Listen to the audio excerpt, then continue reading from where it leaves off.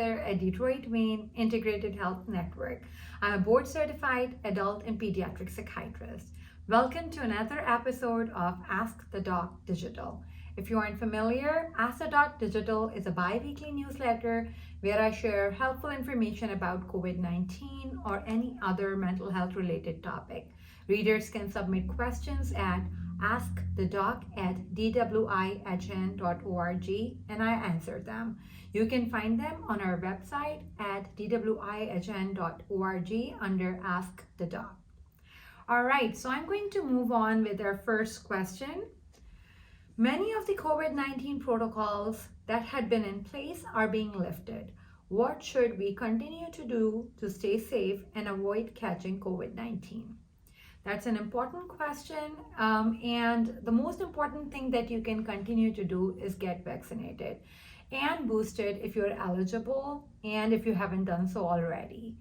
Now, the COVID-19 protocols are being relaxed, but we have even more individual responsibility now.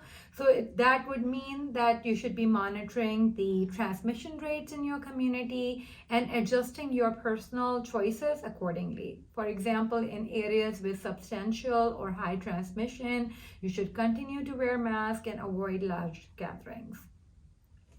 Moving on to our next question.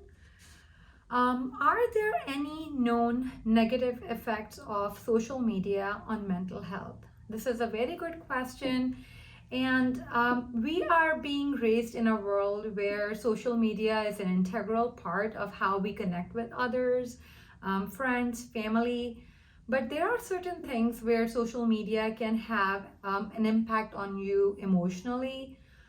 Some of the things could be, for example, our brains are wired where we use a lot of things like, for example, our senses to connect with others.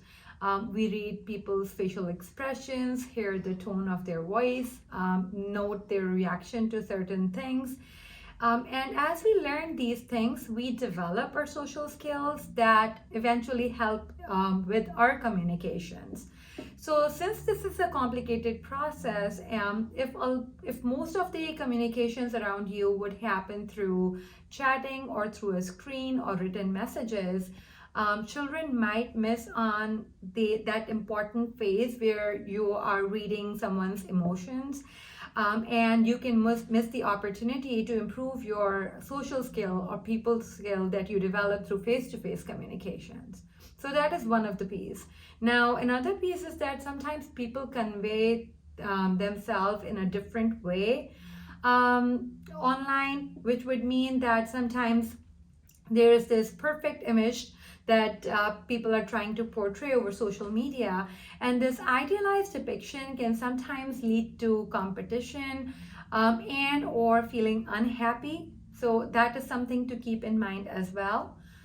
Another important thing that I would like to mention is that when you're interacting online, there could be things that could be more like that people could be using that are more offensive. Bullying could be more easily done. There could be language that is harmful to behaviors.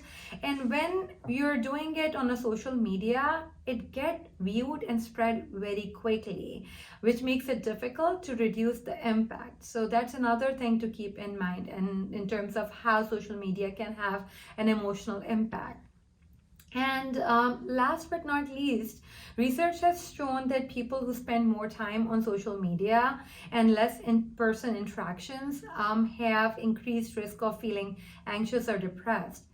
However, there is a caveat to that, because sometimes they still feel that it's hard to figure out what comes first. So there is also a speculation that people who have anxiety or depression or are prone to it end up being more isolated and spending more time to social media. So it goes both ways. So those are some of the things that could have an impact on your emotional health, and some of the suggestions for protecting yourself and your mental health would be to limit your time on social media platforms, considering profiles and sites that you visit and making sure that if you feel bad, you should unfollow them. Before you post something about yourself or someone else, consider if you would make that same comment in person. Remember that what you post will be very hard to take back. So be mindful of that. Remember that what people post or what you see may not be the honest or real presentation of their lives. As mentioned before, leave or unfollow a profile, page, or website if it's making you feel worse. Report posts that are harmful or make you worried. And then tell an adult you trust, a parent, teacher, school counselor, immediately if a friend is posting content that worries you or suggests that they may be in a serious situation.